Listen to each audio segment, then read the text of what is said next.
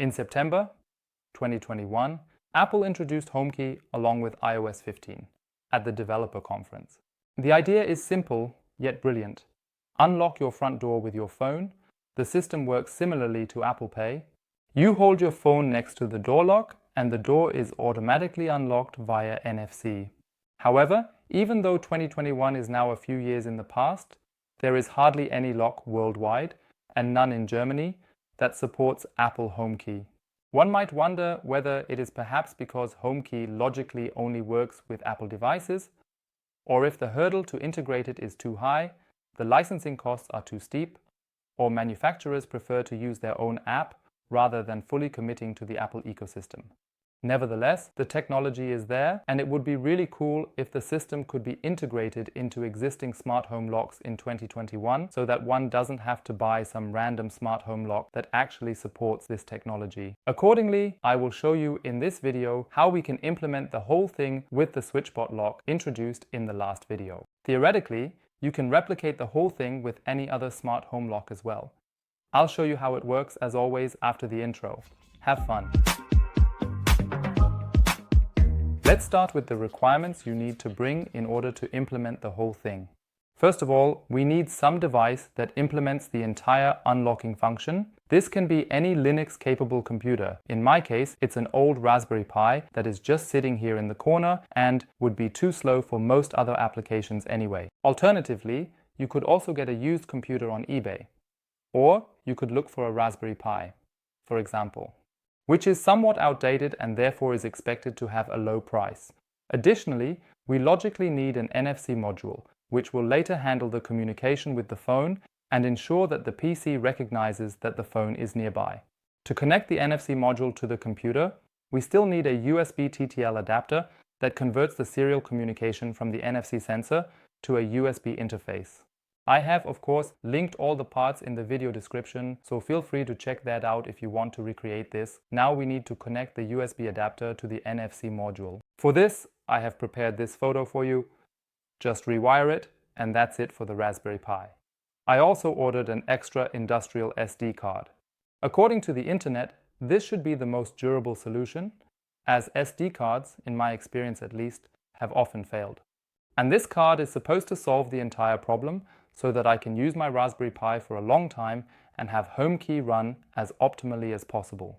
Now we will connect this SD card to the PC and download the Raspberry Pi imager, which allows us to install the operating system in a very visually appealing way. For this, we will go here and select the model. I select the Raspberry Pi 2 here and choose not the regular Raspberry Pi OS, but the light version under Raspberry Pi OS Ava. The reason for this is that we want to run as little additional software as possible on the Raspberry Pi so we can really get the last bit of performance out of the machine. If you also provide a separate computer just for this purpose, I would recommend that as well. So in the last step, we need to select our SD card. This will then be completely formatted and the Raspberry Pi OS Lite will be installed. Now we click here on Continue and I click on Edit Settings, and I do not want to import the Wi-Fi passwords from my keychain, and I now have the option to give it a network name. I will simply call this log for the lock and can also set a username and password at the same time. Here, I will use log as the username, and you can choose the password freely. If you want the Raspberry Pi to be connected to Wi-Fi, you can set up the Wi-Fi here. In my case, since I am connecting it directly with a network cable, I do not need to do that. It is important that you enable SSH under Services here and activate password authentication so that we can log in directly to the Raspberry Pi with the specified username and password. Next, we save everything and click on Apply Settings. Here, click the Yes button. Finally, we can now insert the SD card into the Raspberry Pi, connect the network cable, and of course also connect the power cable.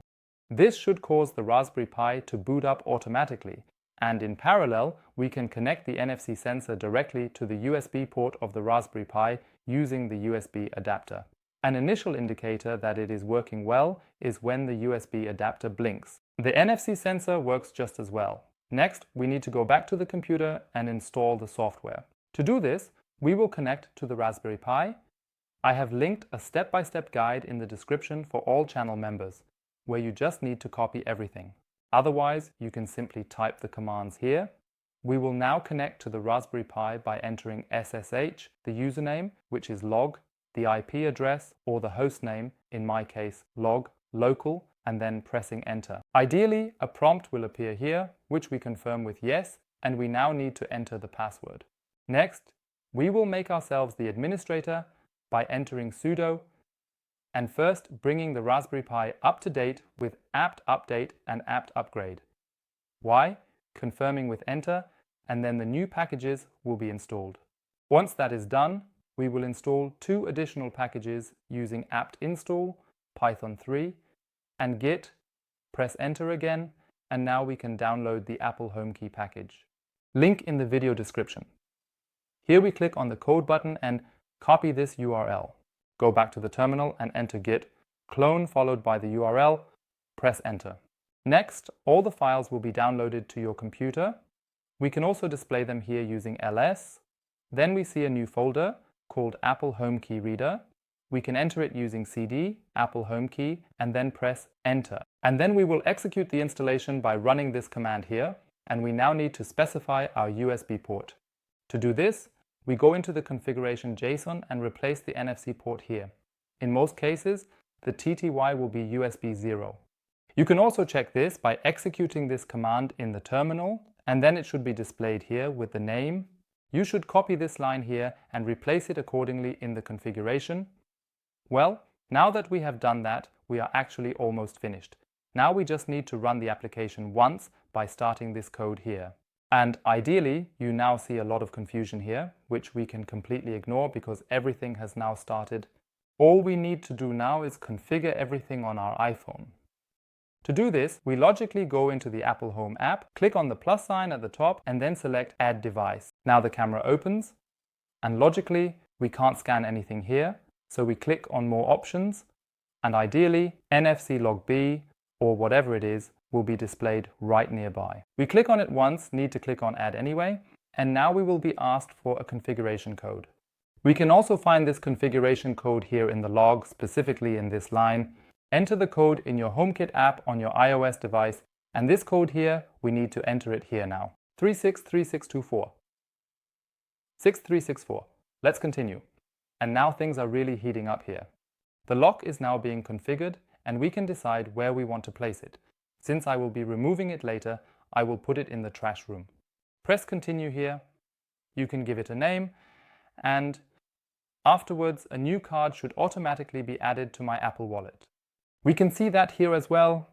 The front door key for my home is available in the wallet. I click here on continue, and then we can decide whether we want to unlock everything with Face ID first, or if it's possible to unlock directly by tapping without Face ID. I will simply activate it now without Face ID, but theoretically you could change that in the settings as well. So now we can add automation, but I will skip that for now and confirm everything here. Now we can see the NFC lock here, and I could manually unlock or lock it. However, it will be much more exciting to try it out directly with Apple Homekey. Before we do that, one last thing. Everything is now running because we started this command. This essentially means that as soon as I cut the power here or close the terminal, the software will also be terminated, and theoretically we would no longer be able to unlock the lock. What we need to do is A, ensure that the software is always running in the background, and B, also starts automatically with the Raspberry Pi OS. To do this, we need to create a so-called service file. First, I will end the code here and create this service file. In this, I will then insert this code, usend. It is important that the username must be replaced here. Save everything with Ctrl-O and Ctrl-X to finish. Now I will activate this service once and register it to start automatically. And now it should actually be almost finished. It now starts automatically, and based on the blue lights, we can see that it is already in reading mode. So I will now lock my phone normally and hold it in front of the reader. And ideally, an Apple Card should automatically appear and the lock should be unlocked. Basically, we haven't really gained anything yet because the script has actually created a virtual lock in Apple HomeKit, which we can now open and close with Apple Homekey. But that's actually not what we want. We actually want to connect the SwitchBot lock, in my case, with Apple Homekey. Now the second trick comes into play, namely Apple Automation. For this, I go to the HomeKit settings here, select automation, and create a new automation. I would like to control a device, specifically the NFC log. Whenever it is unlocked, no matter by whom or when, I would like to unlock the SwitchBot log. Done. And now we need to do the same thing in reverse, this time with another automation. When a device is controlled, it logs the NFC. Once that is completed, I want this to be locked as well. Done. Now I see another error here, which is of course when this is unlocked. Done. So we have the automation ready. Awesome. And we can test it out right away. It's important to note that this setup doesn't have to stay like this. You can now think of a reasonable position where you can install both the Raspberry Pi and the NFC lock. Conveniently, it has two holes here where you could theoretically attach it to the wall, or at least on the wall with a little pressure. If you would like me to design a case for it, feel free to write it in the comments. Maybe I'll create one and link it directly for you. Then you would either need to extend these 4 cables here, or what you can also do, which I will link in the description, is use a USB extension cable. Then you can simply extend it and place the Raspberry Pi somewhere where you have determined. And assuming that this is the case, I would like to simulate it with this box here. So I will just pack this NFC reader into this box, close the box, and let's imagine that this is our house wall. So can I just walk up to the wall of my house with my phone, and ideally my home key will be displayed right here. The door lock unlocks, and if I do this all over again, the door should automatically lock. This is how easily you can get Apple Homekey working with any smart home lock. For iPhone users, this is of course very, very practical. I really enjoy using it, but for all of you who have an Apple Watch, it's actually even more convenient, because just like with Apple Pay, which you can also use through the Apple Watch, you can also use Apple Homekey through the Apple Watch. This means you hold your Apple Watch up to the smart home lock and the door will then be opened. So if you have an Apple Watch and a smart home lock, I would definitely recommend this video. If you have any further questions, requests, ideas or thoughts about this Apple Homekey setup, feel free to write them in the comments. If you don't want to miss such videos anymore, please feel free to click subscribe. I would be very happy to improve my statistics here, and then I would say see you next week for a new video. Until then, take care and goodbye.